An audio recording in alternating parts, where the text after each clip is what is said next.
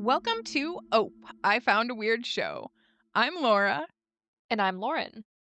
and we are continuing our recap of season 3 of the TV show From. So we are finally at the season 3 finale, and this is currently the last episode available. We are impatiently waiting for season 4 at this point, but we will dig through this because, like I forewarned you, you would get some answers, but you would also have lots and lots of questions. I also want to point out you said that I would be angry at the end of this episode, and instead I ended the episode cackling. So, That's true. Well, I didn't think you'd be angry about what happened at the end of the episode, just more of a like, but I want to know what happens. Like you can't leave me here. Like yes, yes, but I think my joy outweighs my anger. Am I a horrible person? no. No, I did not feel any anger. I was just like, cool. But also, I don't have as long to wait as you did. So that might play True. a part. Yes, yes. And I watched them in a fever pitch where I was like, "No, and I'm done?" No. Why? Why would you do this to me? So, let's get into it. Today we have episode 10, and the title of that is Revelations Chapter 2. And kind of like we talked about in the last episode, the chapter 1 of that was setting up a lot of building blocks to this episode. So we get a lot of action. um, but we start this episode with Boyd and Kenny at the sheriff's station looking at a map. And they're trying to figure out all the places that they've looked at so far, trying to pinpoint like where Fatima might be. And Kenny's like, why was she out at the shack anyway? But before Boyd can answer, Ellis walks in and he's like, I think Elgin knows something. I think he knows where Fatima is. Good on you, So Alice. yeah, which we knew. I mean, like, if the look in his eye when he looked at Elgin when Elgin was just being the most suspicious person. Yep. But, yeah, so we're gonna dig into that, and I'm glad that, yeah, that we'll get to that part, but it's crazy. Back at the root cellar, Fatima, she's in pretty bad shape. She looks ready to pop at this point and seems to be in quite a lot of pain, which I think it was one of our friends, Corvée, brought up that, like, or it might have been you when we were watching the episode about how, like, that's growing a baby or anything that Yes. quickly would be super painful because your organs don't have time to move and stuff. I was like, Yes. I didn't And even think about that. even like the stretching skin, like your skin is elastic, yes, but, like, that quickly? Uh-uh. No way. Yeah. So I didn't even register that for being part of the pain. I just thought it was like baby hunger issues. I'm gonna be so honest, I'm pretty sure I picked up that thought from, like, either Twilight or some other, like, supernatural pregnancy where they're like, "Yeah, this is" it might have been, um, Umbrella Academy or something, just, like, Okay. the very quick pregnancy it, like, happened in another media form, and, like, that has always stuck with me because, like, pregnancy is terrifying to begin with. You don't need to experience that at Mach speed. No, thank Right. you. And she looks at her belly and she can actually see the baby pushing on it. Though that like legitimately happens in real life where you can Yeah. I've seen which TikToks is of people just wild. like, "Look at my baby," and, like, a hand just pushes out, and it's like, "Ew. No. No, No. thank you." But and that's a point where we get que sera, sera. And yeah, we're in for a wild ride. Ellis is telling Boyd and Kenny what Elgin said about how Fatima is fine and that, like, this is really important. You know, Ellis shouldn't be afraid.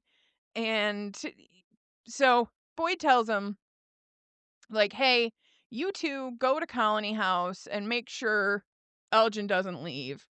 And they're like, where are you going? And he's like, um, I got something else to do. So he heads off to do that. And we've got Jim and Ethan walking back to town, and they get back to the house and they see Victor leaving. And Ethan asks, like, "Hey, what you doing here?" And Victor tells him, "Oh, your mom fell down." And Jim's like, "What?" And he rushes in. And Julie and Tabitha are at the table, and he's like, "What happened?" And she tells him, like, "I'm okay." But back outside, Victor tells Ethan that he saw the boy in white. And Victor tells him, like, "Yeah, he wasn't very helpful." Love Victor. Me too. And Julie comes outside and tells Ethan, like, "Hey, let's go to the diner, 'cause mom and dad gotta talk." So we go get to see that talk, 'cause back with Tabitha and Jim, she's telling him about how the little girl took her to the root cellar and then what happened with Victor. And she tells him that when she hugged Victor, she felt like Miranda was there. Like she could feel her in that room. And then Miranda took Tabitha back to the night that she left her children and went to the tree. And Jim's like, "So, like, you had a vision?" And she's like, "No, this was not a vision. It was more than that. Somehow Miranda was there and she was trying to tell Tabitha something." So, over at the bar, Jim or Jade is still trying to figure things out, and Jim comes in. And Sorry, you just confused Jim and Jade, and I'm really upset about that. I'm sorry. It's okay, but those are two very different people. They are, but they both start with J. And I Yeah, I was get just it. saying Jim. I know, I'll forgive you this time. Don't Okay, do it I again. I'm so sorry. Yeah, so Jade is trying to figure things out at the bar, and Jim comes in, and Jade doesn't really wanna talk to him, but Jim says there's something that he's gonna wanna hear, that things are happening to his family, that he doesn't know how to protect them anymore, but he thinks Jade might, which this is another, like, where has this Jim been all our lives? He's still Like, possessed. Something is off with him. so Sarah is sitting at the church when Boyd comes in. He tells her, "Hey, I need you up at Colony House with me." And on their walk up there, he tells her, "Look, Elgin is acting really strange. We don't know if he's just been pushed over the edge or if something bigger's going on with him. And we really need you to talk to him and make him understand that if he really is talking to something here, its intentions aren't good." Sarah is really the one, like the only person here who understands that. And as they walk up to Colony House, Donna comes out and asks, "What the hell is going on?" Which she gets to ask Boyd that a lot. Um, poor lady. Acosta's still out looking, but Donna came back to see if anyone had found anything, and she's like, "Why are Kenny and Ellis saying that Elgin can't leave?" And Boyd's like, "Yeah, how many people are here? I'm gonna need you to clear the house." Okay. Oh, poor Donna. So, back with Jade and Jim and Tabitha.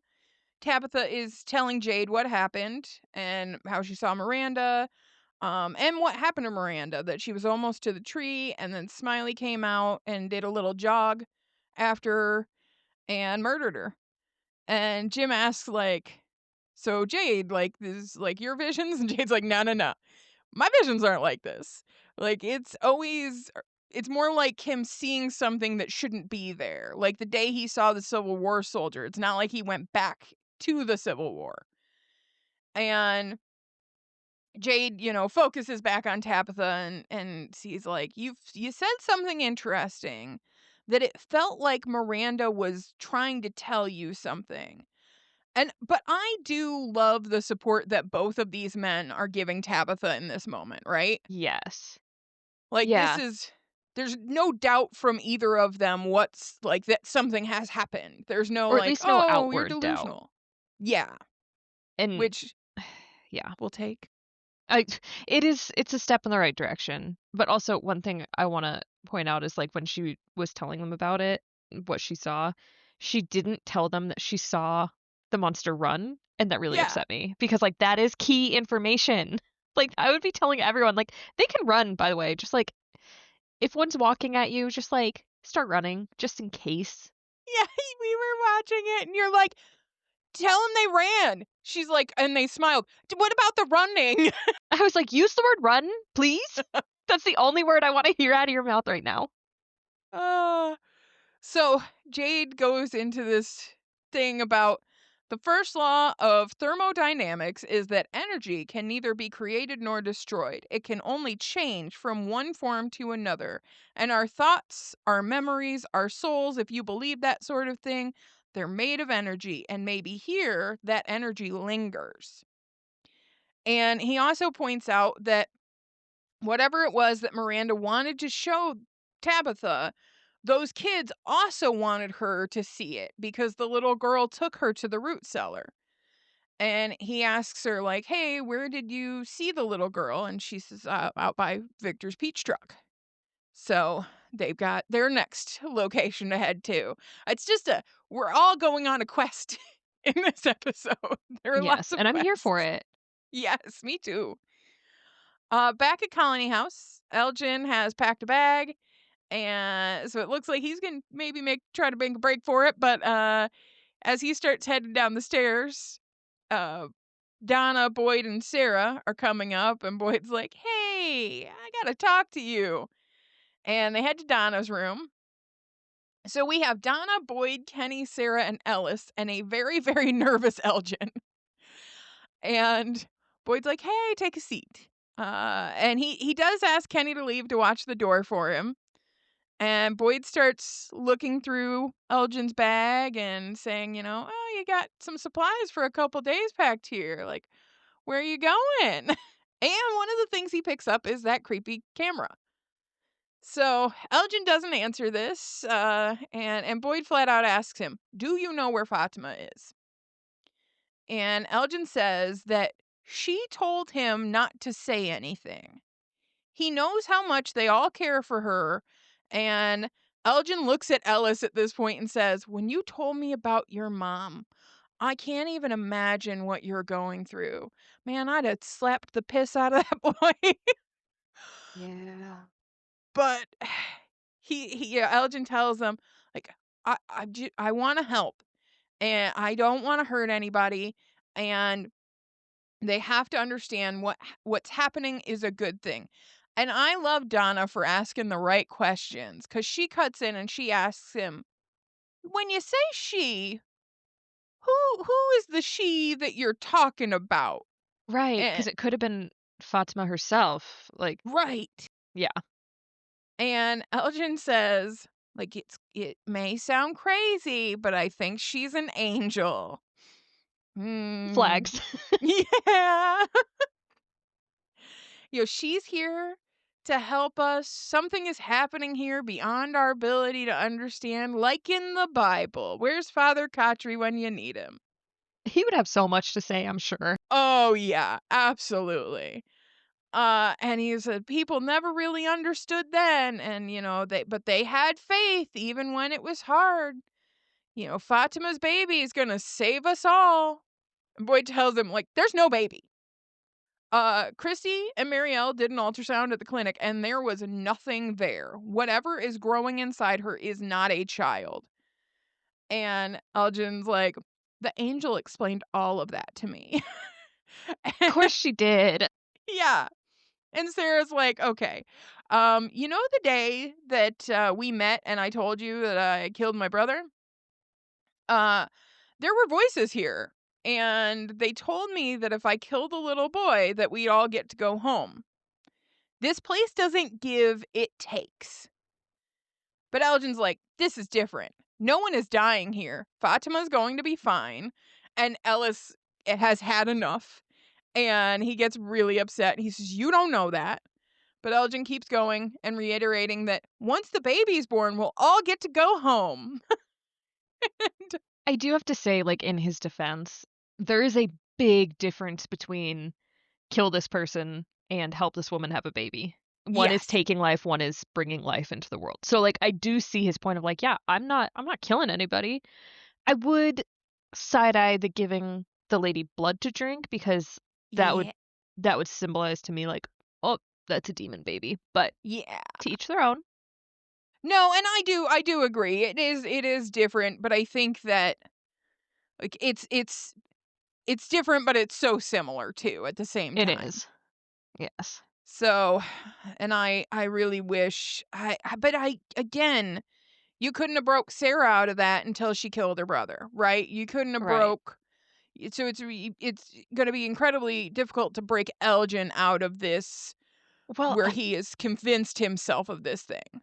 yes, and, like, I feel very bad for Elgin because, like, he is such a teddy bear, like, he really just wants to help, and we know Yeah. this, but, like, this place takes advantage of that, and also, I hate the way that they went about this of like, "Oh, don't let him leave the house." No, let him leave the house. If you think that someone knows where a missing person is and, like, you don't really know how to get that information out of them, let them show you by just, like, following them. I think that they figured they didn't have enough time. And I kind of Maybe, agree with them. I don't think they had enough time. but I don't know that they knew.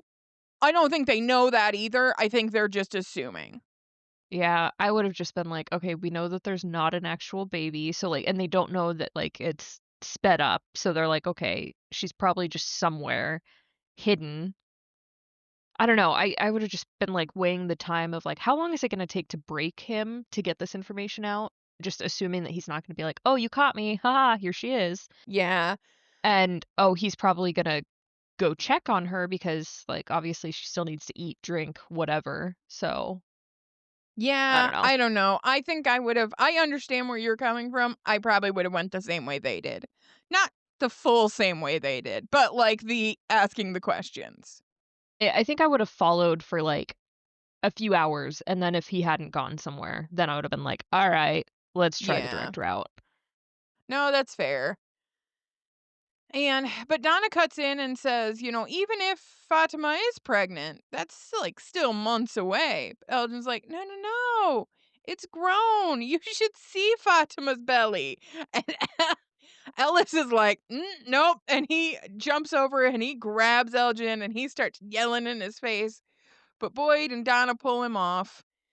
And Kenny comes in and they all take him out of the room and Boyd tells everybody to get outside, we gotta talk. Also, like, I understand that Ellis is just very, very emotional about this because that's his wife, Well, obviously, he's but, like, he's hot-headed anyway. he is, but I'm like, the jumping him probably is not gonna help the situation. If someone was like, "Oh, yeah, you should see her belly now," I'd have been like, "Oh, so she is pregnant? Like, let's play it off like, oh, that's great. Let's yeah, bring me to her. Let's see, like, we can all help her carry this baby to term then." I don't think Ellis has that in him. No, I don't think he does either, but, like, you gotta have a little bit of acting in ya if you wanna deal with Right. someone who's so stuck in their conviction of this is the right thing. No, and I don't know that I would have had Ellis in the room No. because, Boyd knows how hot-headed he is. Well, and I know that they're not, like, exactly in this mindset, but, like, that's why they don't usually let loved ones in interrogation rooms Right. because, like, there's just a little bit of, emotional connectedness, and you gotta just take it out. Yeah, realistically, if I was gonna do this now granted, Boyd is never gonna, like, let somebody else control anything, but I'm Boyd. like, Kenny and Sarah, those are the 2 I want talking to him. Because those 2 are very rational when it comes to things, and Sarah can understand. Like, Kenny's rational, and Sarah understands what he's going through, so she has a better perspective on it, but and Donna was asking good questions too, but yeah, Boyd and Ella should not have been in the room. Um, but they get outside of the room, and Ellis is still, like, wants to beat his ass, and Boyd's like, "Calm down," you know? And they're all kind of freaking out. Sarah tells them that, look, Elgin isn't going to tell you where Fatima is. She knows what it's like to have this place in her head. But if he really believes what he's saying is going to save everyone, he's not going to tell any of you where she is. And Boyd looks at Donna and he goes, "Where do you keep the tools?" Donna, like, kind of goes to stop him, but she, like, sees the look in Boyd's eyes. She sees the crazy. And she's like, "They're in the shed." And he tells them no one else goes back into that room, and he heads out to that shed. So, we're gonna have some crazy. And I think we all know where this is going, but at the same time, I was like, "Oh, this is like a bluff. Cool." Mm, I wanted to be delusional for a little bit. yeah, I think Boyd is that crazy to protect people that he Oh, I loves. know he is, but I was just like, "They're gonna find a way to do this. It'll be fine. Mm. Everyone will be fine." Yeah. Denial. Hell of a drug. Uh, It is. so out at the playground, Victor is sitting on that merry-go-round thingy that I don't remember what we called it. Um, and Henry comes up and Victor tells him, because Henry's like, "Hey, how's it going with Jasper?" And Victor's like, "Nah, you were right. He's just a doll." And Victor's like, and Henry's like, "Okay." Uh, and Henry apologizes that he hasn't been more helpful. It's been a lot for him. But Victor kind of cuts him off and he's like, "I got to show you something. And it's going to make you angry and it's going to make you hate me. But I have to show you." And they head off. I know, sweet baby boy Victor. Well, and I was, like, thinking of all the things that we know, because I mean, we've learned a decent amount about Victor in this season, so I was just like, "What does he like, is there something we haven't learned yet that is Mm. horrible?" And I was just like, "Poor Victor." Like, ugh, poor baby boy. For him, yeah, and that's the thing is, like, I don't think all of this would be hitting him as hard if it weren't for the fact that Henry is here now. Yeah. Because now because before Victor's like, "This place is my home, this is the only thing I've known," but now that he has Henry and he has, the memory of what he had before, it's so much more important to him that he couldn't protect his mom and his sister, so he has to protect his dad now. Ugh, poor baby boy. So we go back to Colony House, and Boyd is out in that shed grabbing some tools, and our boy Father Cotry shows up and asks him, like, "You really doing this?" He says, which one you gonna use first? The saw, the hammer, or maybe go a little old school and you can get some pliers and rip his fingernails right off. And Ugh, please don't. Boyd tells him, like, "I'm gonna do whatever it takes." And Father Cotry asks him, like, "D- don't you see the irony? When Fatima killed Tilly, Boyd didn't even blink. He did everything he could to protect her." And Boyd's like, "This isn't Fatima's fault." But Katri asks him to tell him how that's any different than Elgin. This place got inside his head and made him think he was doing something good, and now Boyd is getting ready to go medieval on him. Bit of a double standard. Which, hey, we're not wrong. I mean, Katri's not wrong here. And Boyd says, like, "It's different. There's nothing I could do about Tilly." But he calls him on it. He's like, "That's bullshit." And, Boyd walks around here like he's some kind of big knight in shining armor.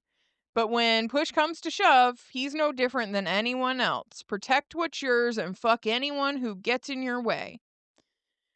Boyd was supposed to be better than this. But it's the pressure of this place is so ridiculous of what people put on people. But Yeah. Boyd tells Katri, that, like, "You were supposed to be here with me figuring this out together. You were the one who went in the fucking street and got your throat slit. You don't get to judge me." He Boyd is just doing the best he can. And Father Katri tells him, "There's no coming back from this." And Boyd says he isn't, or Boyd said he wasn't going to let this place break him, but if he does this, then this place won. And Boyd counters that if he doesn't, his daughter-in-law is gonna die. And Katri tells him, like, you need to decide who you are, because from now on, that's going to be who you are, like, if you do this, if you cross this line, there's no coming back. And Boyd's like, "Yep," grabs the tools and heads out of the shed. And I mean, it's super true. Like, there is really no coming back, and I'm really interested to see what happens in the next season and how people treat Boyd, because there was already that moment where Donna found out that Fatima was the one who killed Tilly, and they had that conversation, and she told him, she's like, "The people have lost their faith in you, Yeah. and this is just gonna be another nail in that coffin."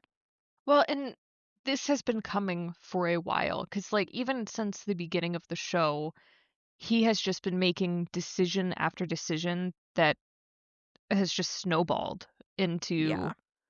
madness, essentially. Like, I still like Boyd, but he frustrates me to no end because it does feel like it's the Boyd show and, like, he gets to do whatever he wants, but, like, when someone else does something that's in their interest, it's like, "Oh, no.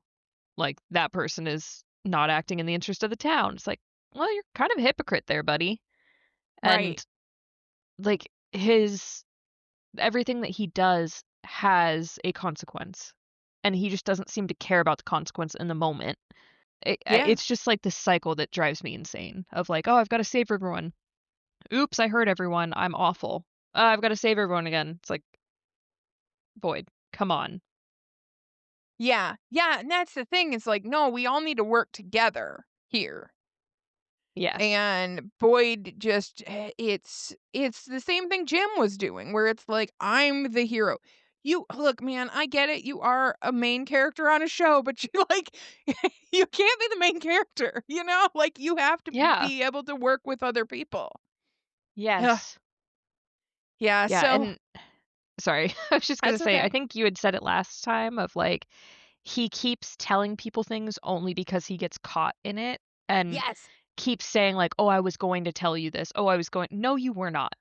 Yeah. No, you were not. You were only gonna tell people once you got caught, and, like, it's exhausting having to keep doing this. Like, I it just drives me nuts, and, like, it puts his ethics not necessarily like, "Oh, he's a good guy or a bad guy," but just, like, it puts His a lot questionable. trustworthiness. Yes. His trustworthiness. I wouldn't trust Boyd because he would keep things from me.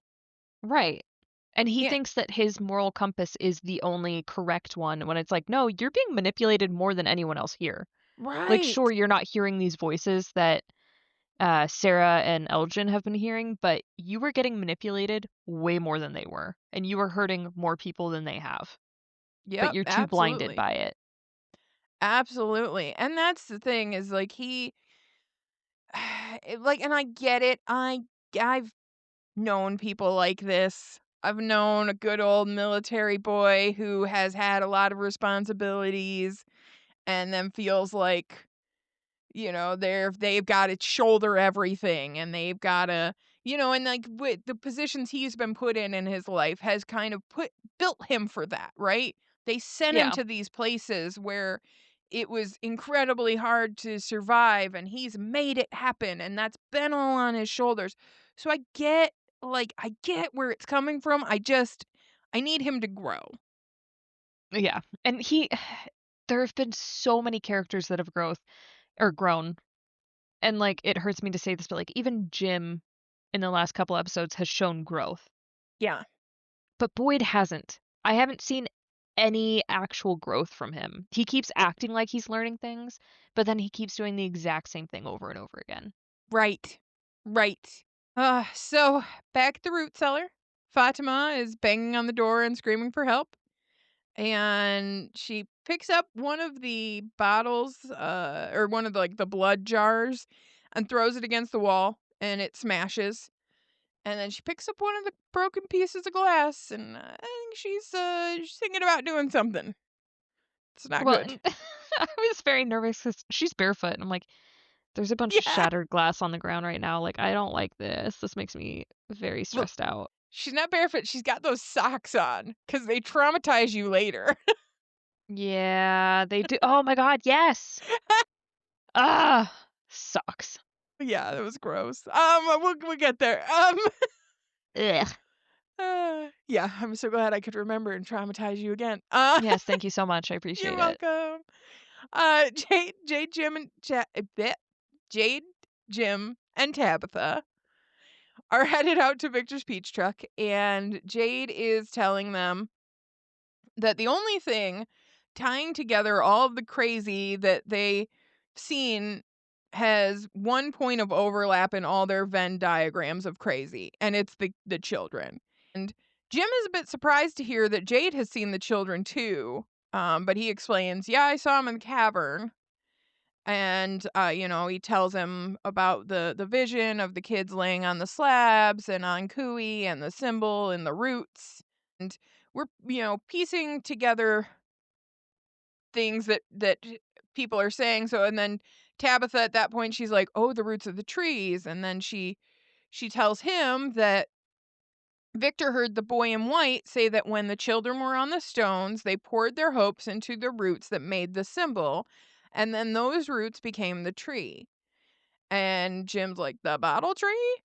And Jade says, "Oh, so the creepy kids made a magic tree, and the symbol that has been plaguing me this whole time has." And then he starts laughing, and he loses it a little bit, but it is a great Jade monologue that we get. And he even he does that crazy laugh almost cry thing because he's just so frustrated. And then he Relatable. starts yeah. Yeah, we've all been there. And then he starts yelling at the universe. And he's like, "You coulda just fucking told me." And Jim tries to reel him back in. But he's just like, "Nope.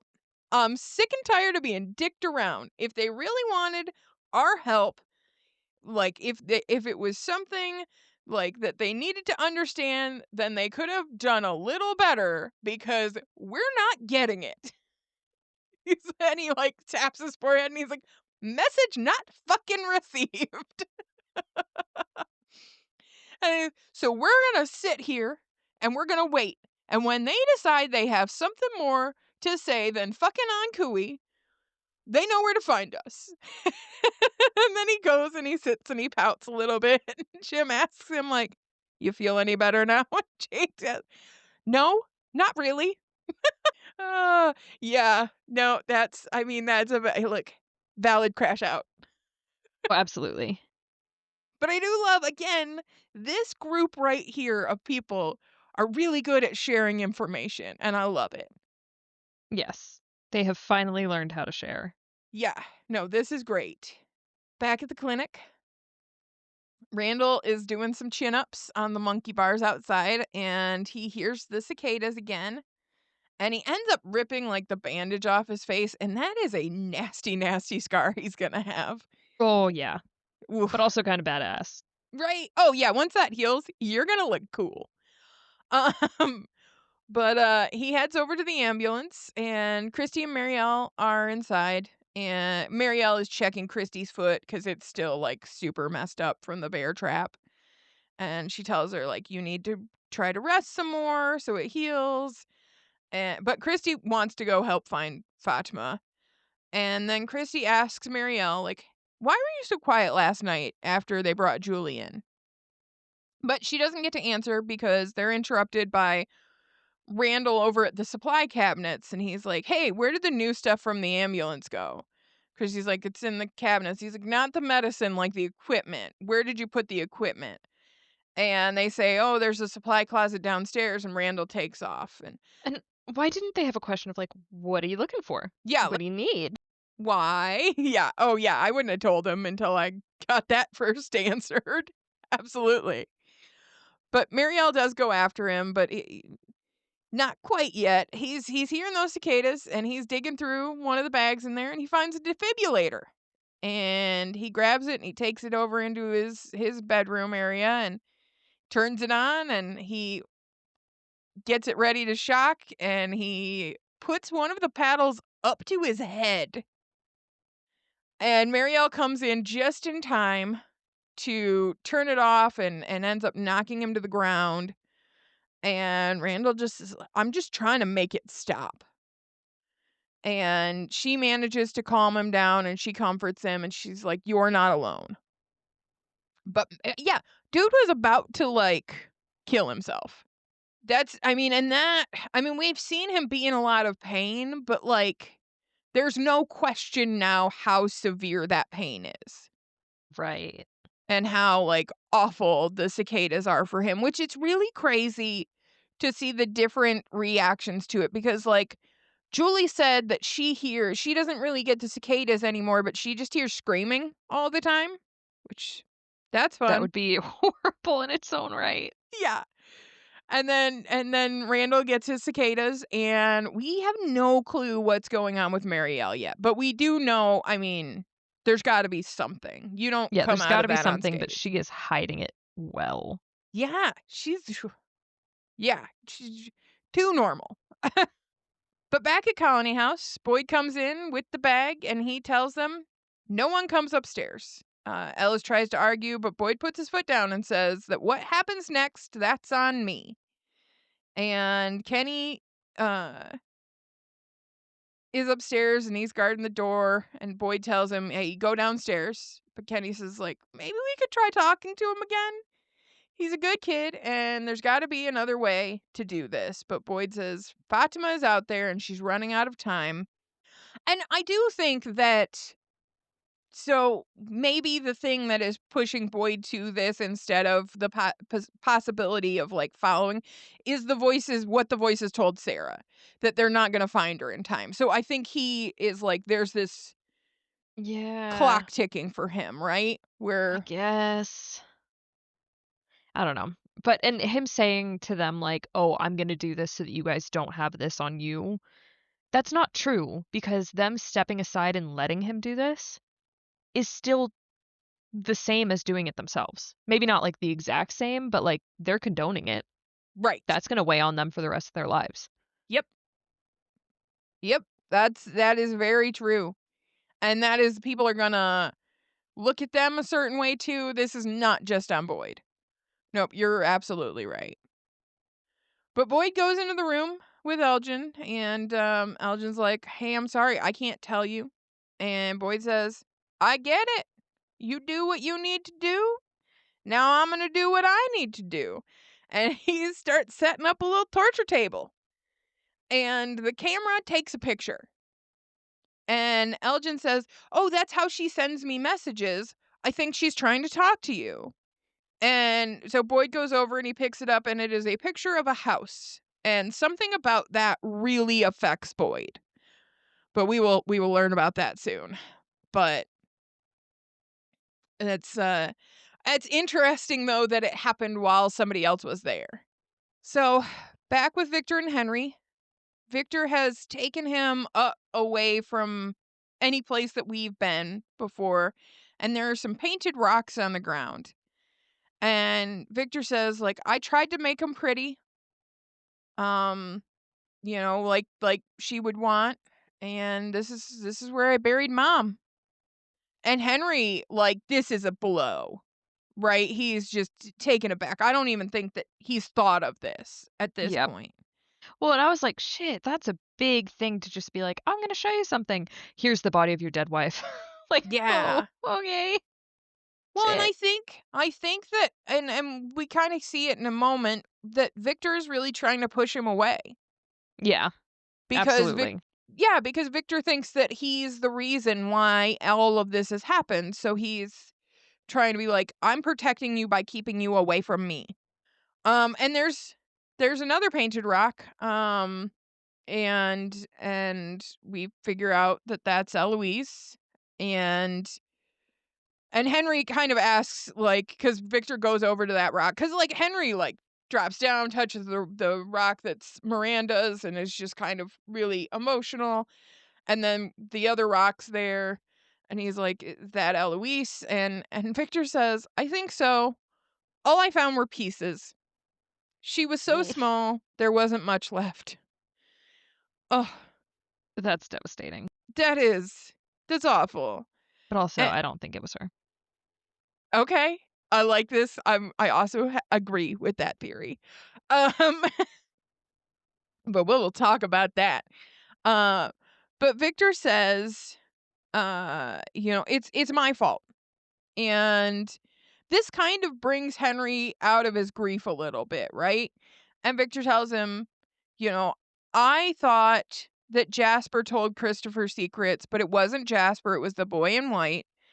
And Victor, like, I was wrong about the boy in white, or I was wrong that the boy in white told Christopher about the children, but Victor was the one who told Miranda, right? So, like, this is now his fault. He is taking full ownership of all the bad things because he told her about the tree and that it would bring her to the children, and he's the reason she left that night, and he was the reason that she died.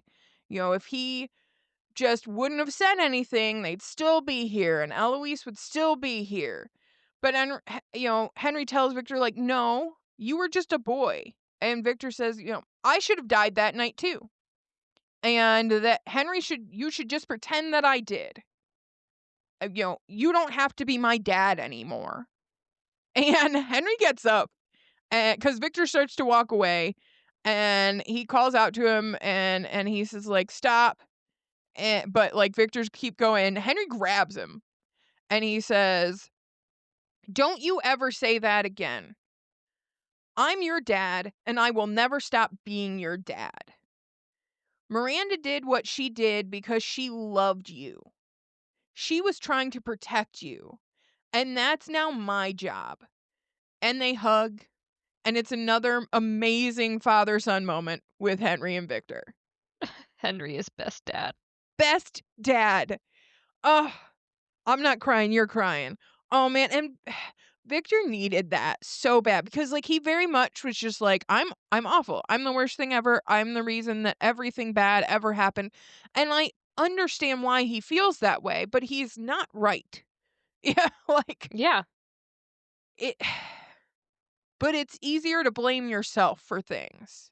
So, but Henry luckily has had good conversation with Jade and again, just so many good therapist moments in these last 2 episodes. Yes. Yeah. He was needed. Yes. Ugh, and now Henry's gonna die on us at some point because he's too good of a dad. Right? Like, we can't have a really good character. That's illegal. No, no good dads allowed, no good parents.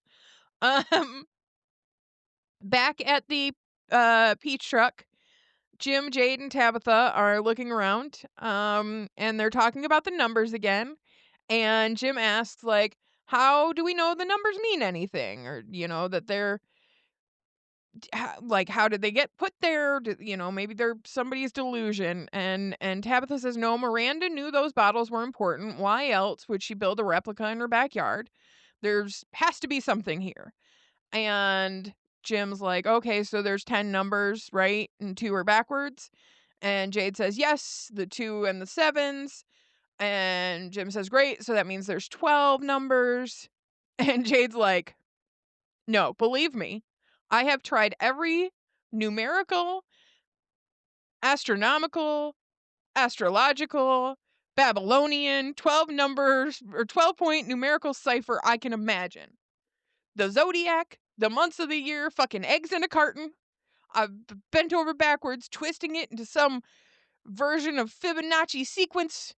And Jade's like, "Aren't there 12 notes on a scale?" Uh, I just have to say, first of all, that I don't know any of these sequences, any of these ciphers, so, like, good on Jade for trying them all. Like, at least the smartest man in the room is there, and then fucking Jim. Like, are you serious? Just, like, music? But, yeah. his mom was a piano teacher. Uh, Yes, yes, but also, like, even if he had told me, like, "Oh, it's music," I would've been like, "Cool. yeah. I don't No, I don't know what to do with that." that's why we have Jade. Jade Yes. is, you know what? Jade was right. I gave him so much shit for being like, it's tough being the smartest person in the room. Jade, you're the smartest person in the room. You're the smartest Okay? person in the town. Yeah. Oh, yeah.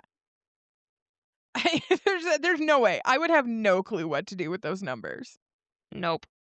Jim's mom was a piano teacher, and she used to say that music is the universal language, and Jade comes over to him and says, "Teacup, you're a fucking genius." Jade. And they need to get to the bar, and Jim needs to go to their house, though, because Victor's mom had a violin, and he hid it somewhere in their basement, and Jim's like, "Why?" Jade's like, Because I kept stealing it." But, like, come on, people, let's go." You know what? I credit to Jade for sticking to who he is, and that Yeah, is just a thief. just a very smart klepto. And also, like, Victor wanted him to play one, so I feel like that's just like permission to always have Victor's like, "I'm fucking hiding this from you." "No, we had one deal." Oh. So, back at the clinic, Christy has checked on Randall and given him something to help him sleep. And Marielle asks, like, "What are we gonna do when he wakes up, though?" And Christy's like, "I don't know." And also, I've tried to be respectful and tried to give Marielle space, but she, like, "I need you to talk to me. I need you to tell me that you're all right because Randall's over here trying to lobotomize himself. Julie is a mess, and you're acting like everything's fine." So Christy doesn't know what the 3 of them went through, but she needs Marielle to tell her that she's okay. And Marielle tells her, like, "I'm not okay." And she doesn't think that any of them are going to be. So maybe we will dig more into that. But I mean, understandable, you were put into a weird bug coma and screamed Yeah, for days. but, like, I also just wanna know what's going on in your mind. Like, we Yeah. kind of have an idea of Julian and Randall, like you said, but, like, she has been hiding it so well, even from us, the audience, like, no idea what's going on in there. Do you think it's because she has gotten used to hiding things like that because of her addiction? Could be. That's Yeah, why that's she's actually a so really good point. Yeah, that's probably why she's really good at masking it and hiding it from Yeah. people. Oh, that's sad. That is really sad. Uh, but back at Colony House, Boyd is digging through the tools again because he's now extra riled up because of that picture. And Elgin asks him, like, "What'd the picture show you?" And Boyd takes out some wires and he starts tying Elgin to the chair. And he's like, "Oh, you're more concerned about what's in that picture than anything else, huh? Well, I'll tell you what's in that picture. It's a picture of my house. The house I bought with my wife when we retired. The one we were going to when we ran into that fucking tree. The only thing missing was the boat." And like Boyd is not in a good mental space. Um and Elgin tells him, he's like, "Don't you see? She's trying to show you that we're all going home. Like all we have to do is wait." And before I continue though, why do you think the boat was missing? I was I was literally just thinking, like, what is the significance of this fucking boat? Because like, they've brought it up since episode 1 of season 1 of just, like, this boat, and sure, it was just like, "Oh, like, his retirement gift, cute, whatever." But no, like, yeah, what is the significance of this boat? Yeah, I don't know. I do not know why that boat would be missing. And, like, So, does it mean that they being the disembodied voices, whatever the hell it is that's controlling this place, like, do they only know everything about these people up until a certain point, and they just didn't know the boat was a thing? hmm, I don't think that's it, because they seem to know everything about everybody, but yeah. Or yeah, is the boat some kind of clue that could help them and like the right. thing is trying to hide it? Yeah, But because why like mention it? Boyd of course is going to remember the boat. He loves his fucking boat that he But never he's got to never even be seen on. the boat. That's true too. Like, maybe the boat's missing because it's not in his head because he doesn't know what boat they got him. That's true. Yeah, so I don't know. I don't know, but it was a weird note. Yeah, it I caught that too, and I was just like, "What the fuck is up with the boat?" So Boyd, Boyd's is like, "No. we're not gonna wait." And he continues setting up his torture instruments, and Elgin tells him, like, "You don't have to do this, I would never hurt Fatima. They just have to give it You more already time." have. Right! But he doesn't Just think he had. restraining her is hurting her. "Hey, dude, you drug her down some stairs." Yeah, you might Well, not have stabbed her, but you still hurt her. yeah. And Boyd grabs the hammer, and he says, like, "We don't have any fucking time. You took my family. You took someone that I love, and you put her in danger. And I'm sorry for what happened to you, Elgin, but we're not gonna wait. They're not gonna, talk and you're not gonna tell us what's going on, so I'm gonna I'm gonna have to hurt you. And I need you to tell me that you understand that. And I'm not going to stop hurting you until you tell me what I need to know." And Father Khatri appears, and Boyd asks him, "Where is she?" And he doesn't answer, and he tells him, "Put your hand on the table." And Elgin doesn't want to, for good reason. And Boyd grabs his hand and holds it on the table, and then he smashes it with the hammer.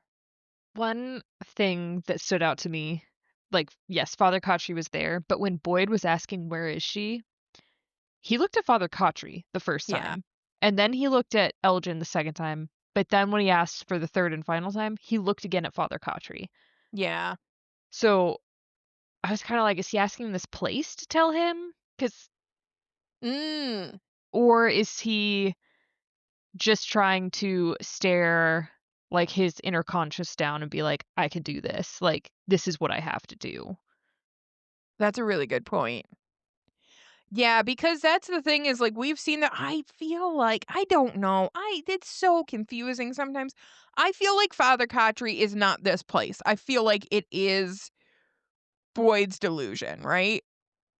I It could be, but also, like, we've seen so many people have these, like, Jade is also having it with Tom. I feel like Tom is not this place It could be the because good side of this place, though. it could be because Tom is the one who's telling him don't drink, right? Tom is the one Yeah. because like this place would be like, yeah, drink it up, don't figure anything out.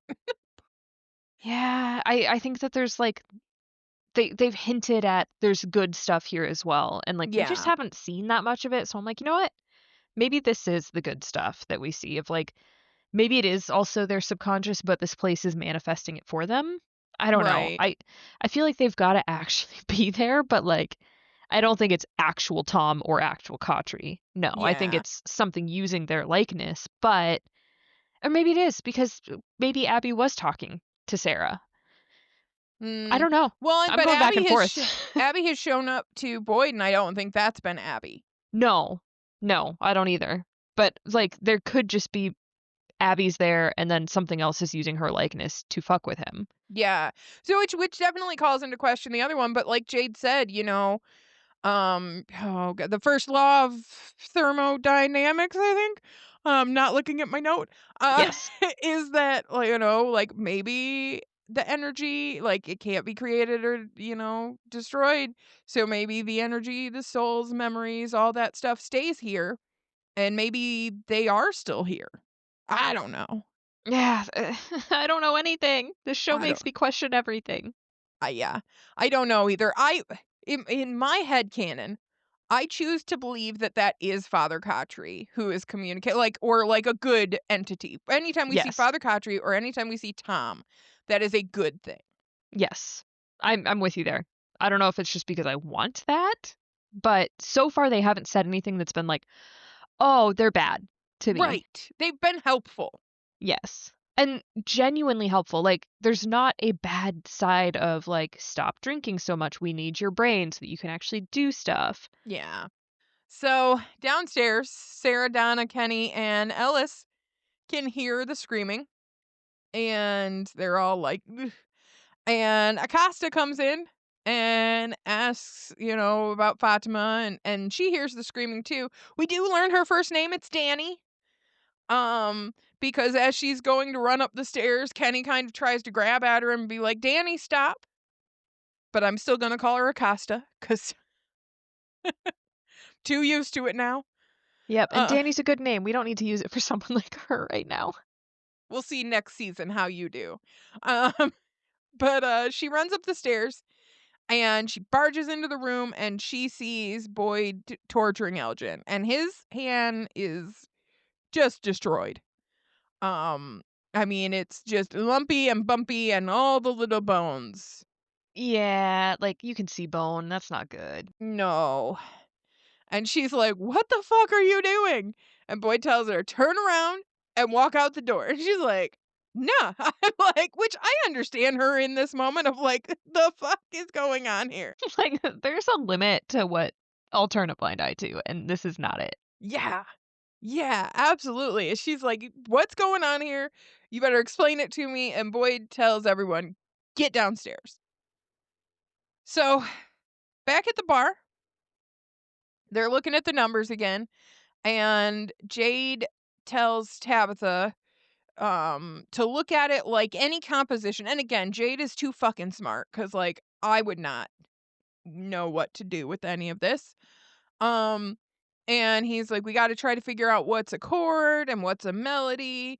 And he goes like he picks up one of the numbers and he starts vocalizing them, which beautiful voice, Jade. Another hidden talent. And something clicks for him.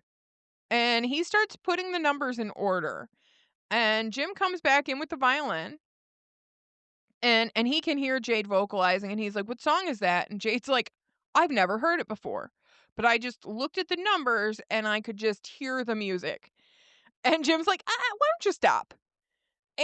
And like, I'm not sure that this is a good idea. And Jade is confused because he's like, "You're the one who cracked the code." But Jade's like, "Yeah, but the music just magically popped into your head. Doesn't that strike you as odd?" No. And well, I mean, I get Jim being cautious here. Oh, yeah, no, I do agree, but I'm just joking, like, no, that's No, totally no. normal." This is fine. Well, and that's Jade is even like, everything about this place is odd. Jim is like, yeah, this place is trying to manipulate us and to hurt us.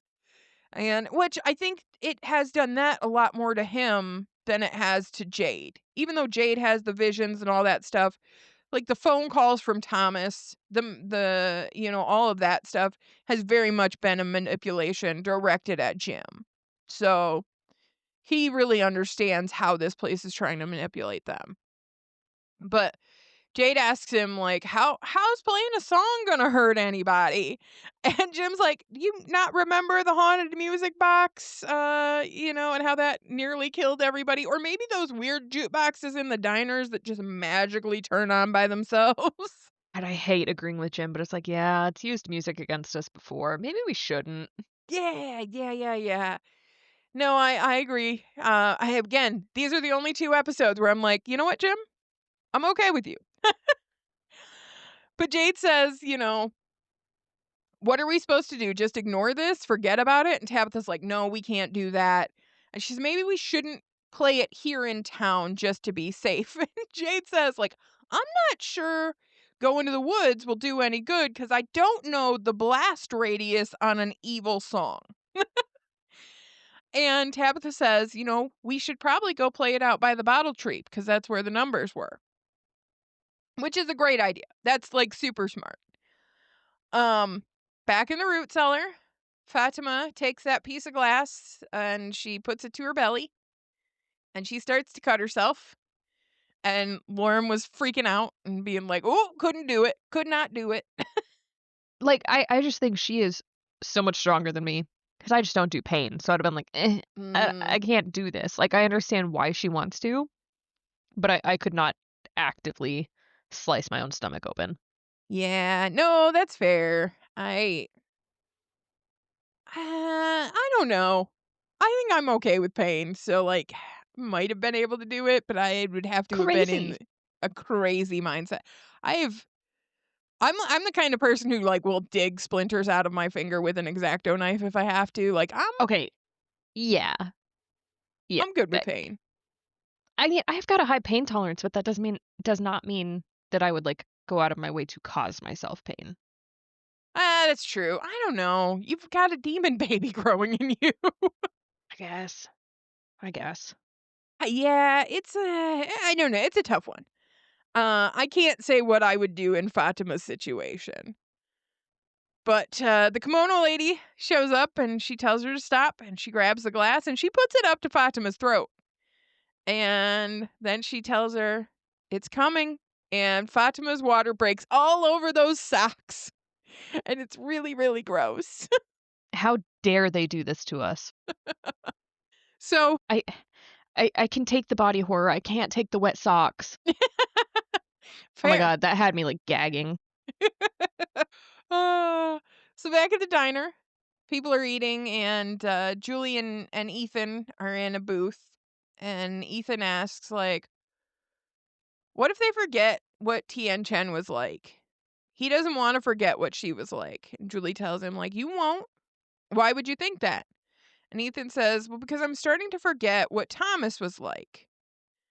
And Julie's like, I got to tell you something.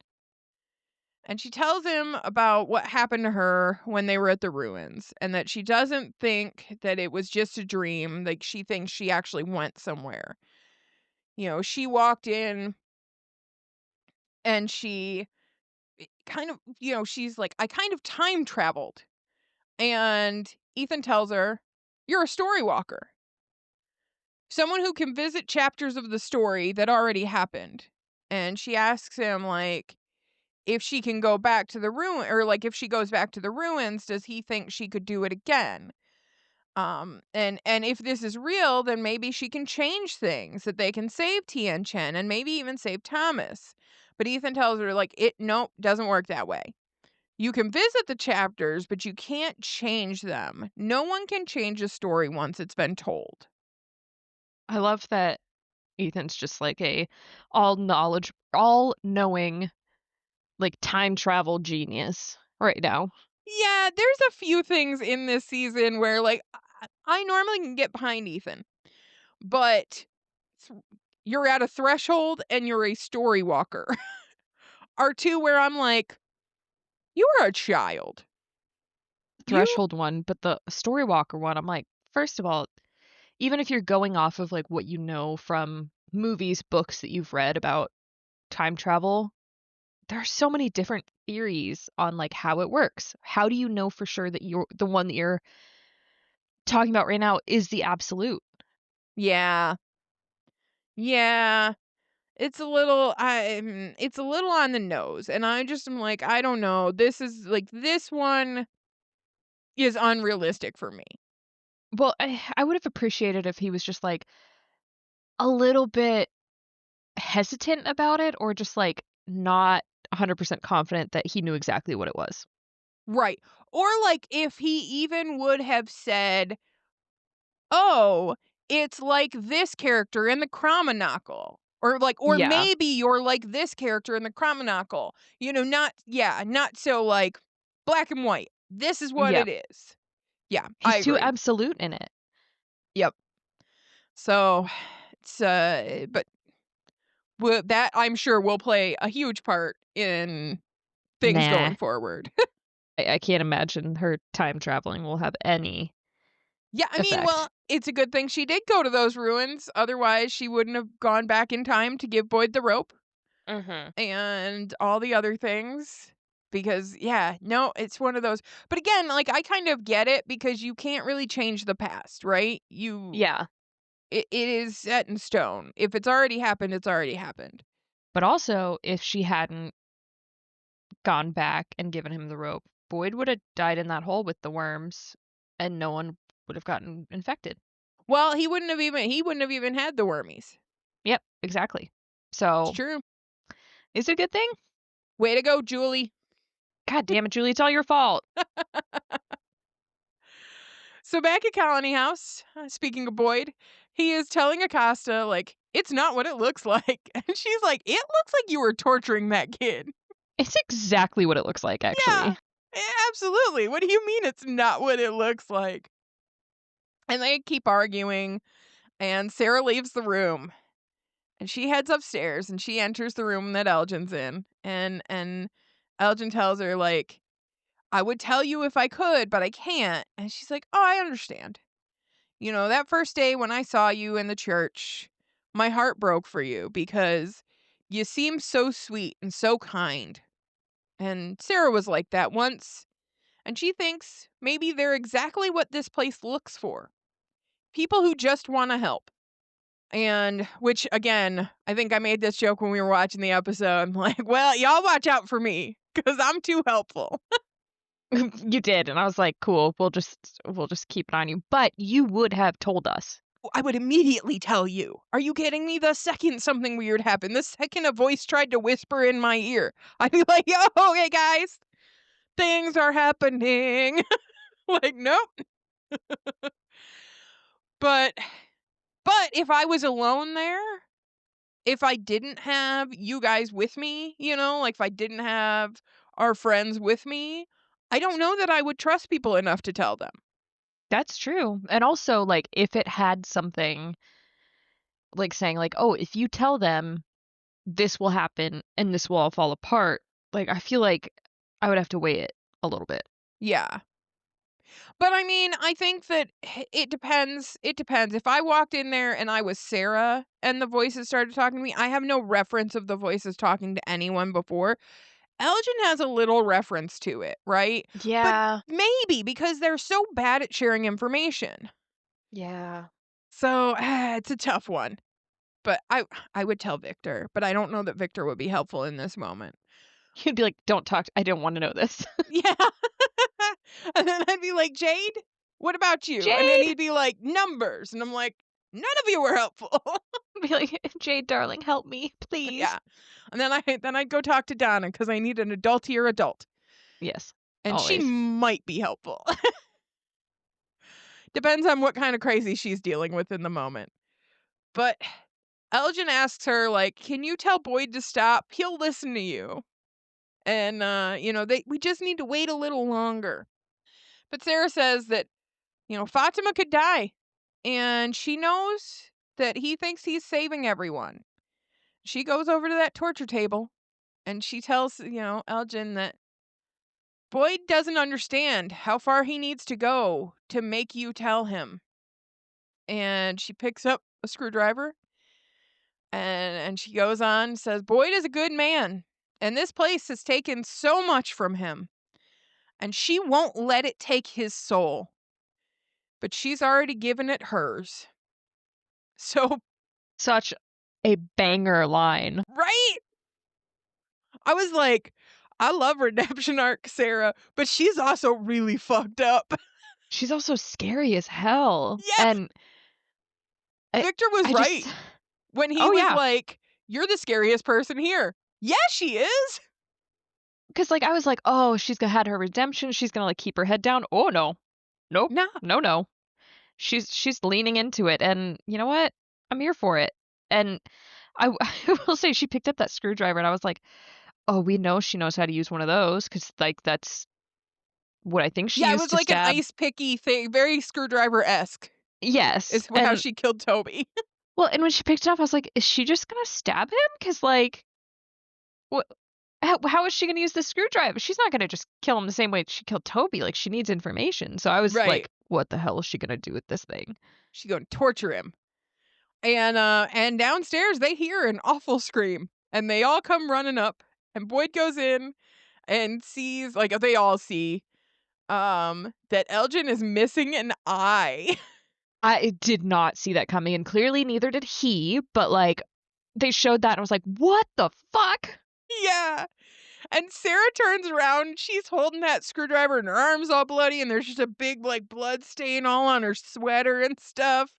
And she's like, "Fatima's in the root cellar." She's like, "You're welcome. My job is done." My God. Yeah, I did not expect that either. I was like, "Well, I don't know how to feel about this at all." You know what? I love Elgin. I mean, apparently it needed to be done, so I'm like, "You know what? You go, Yeah. girl." Yeah, well, and she knew how far because she knew how far it would take for her to break. Yes. So she was right. She was really the only one who could kind of understand that and said, well, okay, we got one or two ways and you're not taking the first, so guess we're Guess taking we're the doing second. this. He can get a sweet eye patch. Honestly, like, I'm like, "You know what? We've got Randall over there with the badass scar and Elgin over here with the eye patch." Yeah. Oh, Everyone's just looking real cool these days. now before we continue on, how do you think this is gonna like next season? How do you think this is gonna go for Sarah? I have no idea. Like, Yeah. I feel like everyone's gonna give her a wide berth. I don't think she's going in the box Yeah, because she's helping them in this case. Like, she is getting what they were it would be very hypocritical if they put her in the box and and not not Boyd. Boyd. Yeah. Oh yeah, nobody's going in the box. They should just tear the No. box down at this point. Yeah, that box does not need to exist anymore. No. Um, And people were but already giving her a pretty, you wide know, berth, yeah. wide berth. So, Yeah, I think they just might have her move to the settlement or something, like, stay away, but also they might just be like, "Okay, she's our new deputy," right? Well, I because think she gets shit Acosta done. is not going to be happy with any of them, Well, Acosta can just, leave. right? Why don't you go hang out outside at night? Uh, Yeah. just move her into the bus. I don't think the Uh, monsters would kill her, though, because she's doing what they want. yeah, She's chaotic in her own right. that's true. That is true. So, out at the Bottle Tree, Tabitha, Jade, and Jim are getting ready to play the song, and Jade starts to play, and we get this. I think they did this really cool. So, like, we get the violin music over the top of other scenes. So, while the violin music is playing, we see Ellis, Boyd, and Kenny running. We also see Fatima with the kimono lady, and Fatima is giving birth. And while that's happening, that trap door that she tried to open just opens itself. Truly terrifying. Yep. Oh, yeah. No, it was, yeah, awful. And not only is she giving birth, but, like, Kimono Lady is all up in her business, Oh, yeah. helping deliver the baby. Elbows deep. Disgusting. It's gross. Disgusting. So Ellis, Kenny, and Boyd get into the root cellar and they hear Fatima screaming.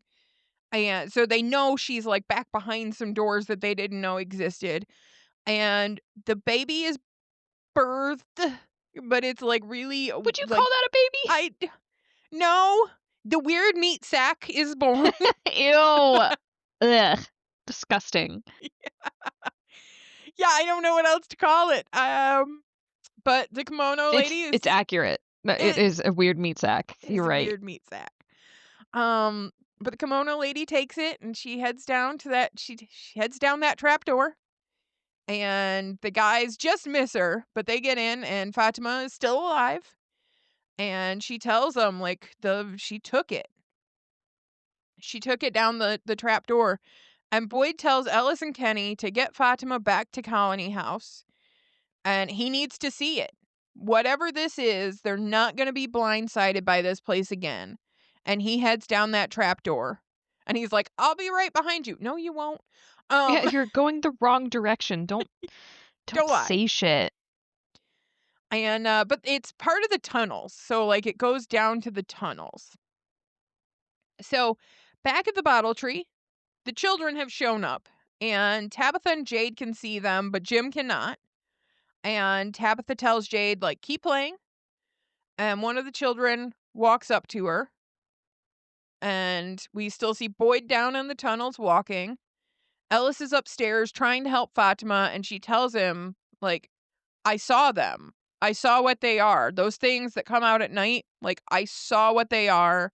They sacrificed their children because it promised them they would live forever. And downstairs, the kimono lady is surrounded by the monsters. And she lays the meat sack on the ground and it starts to squirm and grow bigger. And Boyd is watching from like the edge of a tunnel and he sees as it becomes adult size. And it stands up, and you called it. And it stands up still covered in this gross meaty film No, no, no, no, until no, no. So gross. until it breaks. That popping part. where it, Ugh. like, it was yeah, that was really gross, and we see that this is the rebirth of Smiley. The moment it started growing, I was like, "It's gonna be fucking Smiley, isn't it?" Ugh. Yeah. Ugh, especially because she was, like, talking about them being, like, promised immortality. Like, this is a form of immortality, just rebirth Right. anytime you die. Yep. No, it was very good. I did not call it the first time. I was very confused about what was happening, so that was a very good call on your part. Really. I knew he was too iconic looking to be gone forever. Oh, absolutely. Ugh, and our friend Corvée did accidentally slip up. Did she? Oh, like, weeks ago, we were talking about the show and just, like, how creepy he was or something. She's like, "Yeah, there was one thing, like, this one scene where he was just, like, really gross," and then she's like, "Yeah, the scene that he was on the bus," and I was like, "Mm, Nah. no, the way you said that, you definitely were talking about a future thing that I haven't seen yet." I'm better at She keeping tried. secrets than Corbet is. She's just so excited. She is, bless her. Yes. Uh, yep. No, it happens. But now you're caught up, and now on the next season, we'll We'll both all be watch it confused. together. Yes. So back at the bottle tree, the little girl has come up to Tabitha and she kneels down, and Tabitha kneels down with her. And Jade has stopped playing, and the little girl tells her on Cooey. And both Tabitha and Jade have a reaction to this. And Tabitha says, "Remember." And Jim's like, "What?" And Jade is like, "Ankui means remember." And Jade's like, "We tried to save them because one of them," and Tabitha gets up and she runs off. She's like, I can't do this. Nope, I can't do it." That's her default setting. It's like, "Nope, I have trauma. But I have to walk away." I can relate to that because sometimes something is so overwhelming in the moment that you just need to take a step back, just, like, let it process, and then you can try to work it out. Like, she's in the mode of, like, "Oh, shit, like, this is too much for me. I just Yeah. need some space to breathe," because I'm sure she can't breathe right now. She No, just that's needs it. true. Space. That's We all need it. true. And Jim asks what's going on, and Jade says, "We used to sing them lullabies." And Jim follows Tabitha, but you can see, like, Jade is really upset by this information. And Tabitha is kind of in, like, this full-on denial mode a little bit of, like, "I can't. Nope, I can't." And I get it. She's overwhelmed. And Jim is trying to get her to tell him what's going on. And he grabs her and he's like, "Please talk to me." And she says she knows why she sees those kids and why Jade sees them. It's why there's more than one bracelet. She kept making them.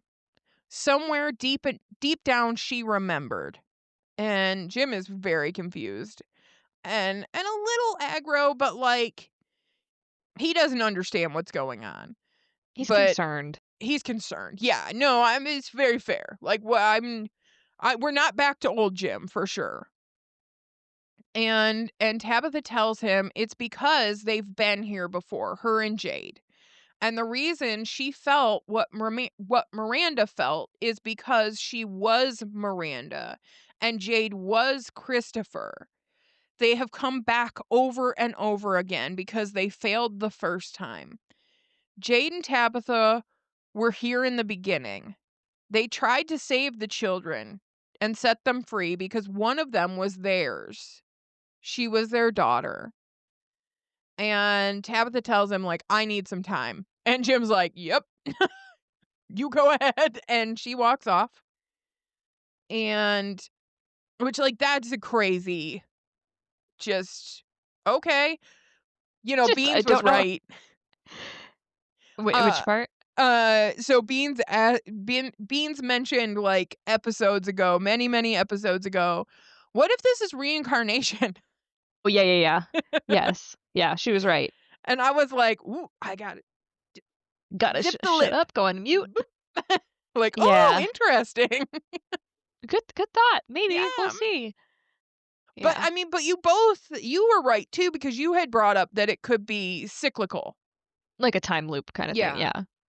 Yeah. So, Not quite the same, but similar enough. Hey, I did say what if Victor was Ethan, and in a way, they are both her son. They So are, there you go. yes. She's got so many husbands here and so many children. But also, like, how would you feel if you were Jim and like your spouse was just like, "Yeah, you're like my 45th husband, Jade over there, the smartest man in the room, Mr. Hottie Pants. He Yeah, was my first." right? Yep, yep.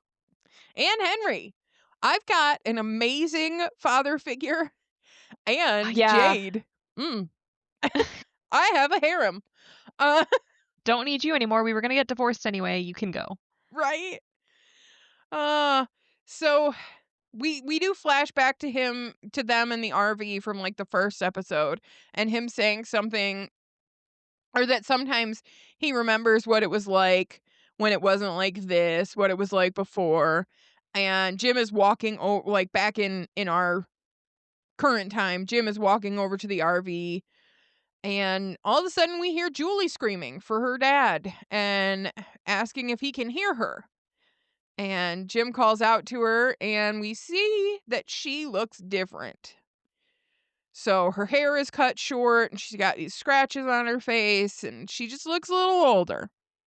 I just love that TV shows will typically show changes in time by cutting someone's hair. Yeah. It's like, "Oh, time has passed. Chop." Yep. Yep. And she runs over to him and she tells him like, "You need to run. You need to get to town right now." And he asks her like, "What happened to you?" And she tells him like, "No, you need to listen to me. It's not safe. Like this is when it happens." And Jim tells her like, "Slow down," but she's like, "You need to listen. I need to change the story." And all of a sudden, there is an old man in a yellow suit, and he says, "That was one hell of a song." And Julie is very freaked out by this. And Jim goes to stand in front of Julie, and the man in yellow says that Jade sure can play. And Jim tells Julie, "Get out of here and run." And she's like, "You don't understand." And like, he even shoves her. He's like, "You gotta go." And the man in yellow walks up and says, "This didn't have to happen, you know, but knowledge comes with a cost." And Jim grabs a branch like he's to defend himself. And the man in yellow tells him, "I did try to warn you." And Jim takes a swing at him. But the man in yellow grabs his throat and shoves him against the RV. And Julie runs over and she tries to like grab at him, but she gets shoved to the ground. And the man in yellow says, "Your wife shouldn't have dug that hole, Jim." And he rips Jim's throat out. Sorry, And Jim. yeah, goodbye, Jim. And Julie is screaming on the ground, and that's how the episode ends. Yeah. So we do know, though, that because like this to me, I one of the things I thought, and again, and we are gonna have an extra episode where we talk about all of my theories that I have not been able to talk about, and kind of my thoughts. But I do want to say that one of the things that had me concerned was we know that the last time some of this happened was the time that Victor was the only survivor, right? Mhm. So I was wondering when I first saw it, is the man in yellow the thing that actually killed everyone that day? I Because, do have a an idea about that, but I'm also gonna save that for our okay, theory episode. but Because, like, yes, I think so. we do know that Julie survives it because she survives it long enough to get older. So whether she's the new Victor, but I feel like Ethan is the new Victor, right? Yeah, I think So Ethan is the new Victor. I do. yeah. She might be the So new Eloise that right. we don't know anything about, I but have thoughts on that. I mean, I told you I don't think Eloise was, Yep, in that grave. I I agree. think she's alive. I don't think she's dead either. I do Yeah, not I mean, think I'd she's been dead. I'd been calling her being alive from when he first found out he had a sister. I was like, "Oh, I bet she's somewhere. We'll figure out where she is later." Um, I was so busy laughing about Jim about to die that it took me until, like, 30 minutes after we watched the episode to be like, "Oh, wait, we've seen the man in yellow in one of the Yeah. paintings in the basement." So I am so excited to learn more about him. I thought that was really neat that we had that foreshadowing. Yes, because I remember when, like, they showed the basement, I was like, "We haven't seen a man in a yellow suit, have we?" And you were like, "No." I know. I'm like, just don't say it too weird.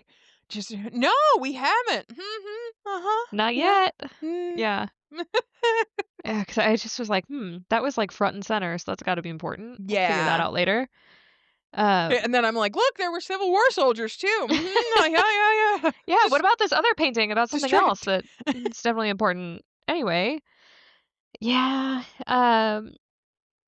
I I know a lot of people, like you've said, have said that, like, they're disappointed with this season because there weren't a lot of answers, and you've said there were some, but more questions were created, and I think they did it in a good way. Like, I'm on your side on this of, like, I Thank think you. this was a good season, or at least a good ending to the season because we now know that, like, this is a cycle, that this like, that there is something bigger going on, that these people are important, and it's setting up the next stage of Demonland, like, the next big evil, and Right. it does, And like the next part of the story. Like, we are still not fully sure what's happening, but we now right, understand a big chunk of it, that like that the kids were a big part of it, that the reason the monsters are there is because of the kids, because they sacrificed the kids. We now know that. We now know that like the souls of Jade and Tabitha are constantly coming back to try to fix it, to try to make things right. And, like, yes, so we know we figured out so much. So, like, when people are like, "We didn't learn anything," I'm like, "What do you mean?" right, I think we learned some big things, Yeah. and if they gave us all of the answers, then there would be no need for another season, and everyone would be complaining that they kept the show going too long. So, no, I think they gave us just enough, Mhm. like, the perfect amount, in my opinion. So, I think we're good. I think it's a good setup for the next season, and I think, like, what they said about the monsters being parents who were promised immortality by some mysterious thing, some Yeah. mysterious It entity, it promised them. it's promised them, and it begs the question of, are these monsters stuck as well? Like, are they like the kids and they are like sure, they sacrifice their children, so they're they're evil. Yeah, It's their they're fault not they're good. stuck, but I do It think is they're their stuck. fault, but they are not in control. They are stuck being pawns. Kind of not to nerd out a bit, but it's kind of like Lord of the Rings. Like they're the wraiths that are just stuck serving some entity, whatever it is, for eternity because they wanted power. Right. Or well, but here's the thing, and again, we are at an hour and 30 minutes right now. Oh So, God. we will wrap this up. Actually, I will save this for the next time. I'm gonna make some notes about all the things I wanna bring up. But we Okay, will good. do a theory episode where we talk about what our thoughts are and what things might mean and who I think Eloise is. Um, Ooh, I and can't wait to hear that. and we are so excited. Season 4 is coming out soon. They've actually told us not a full date, but that it's going to be in April of 2026. So, uh, yeah, we you do not have to wait near as long as I did. Thank goodness. But we don't have another episode to go watch yet. But thank you everybody for listening and to I found a weird show and we can't wait to continue the recap next time. Bye. Bye.